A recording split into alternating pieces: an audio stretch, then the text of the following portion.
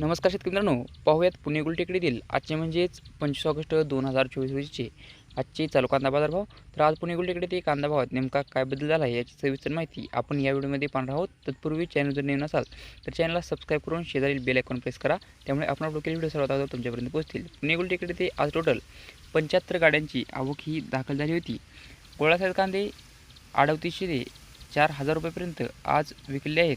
तर मुकलसर कांदा 3700 ते 3800 रुपयेपर्यंत आज पुणे गुलटेकडे ते विकला आहे. मिडियम साईज कांदा 3400 ते 3500 रुपयेपर्यंत विकला. तर गोल्टा गोल्टी 2800 ते 3100 रुपयेपर्यंत आज पुणे गुलटेकडे ते विकला आहे. चिगडी कांदा 2500 ते 2800 रुपयेपर्यंत विकला.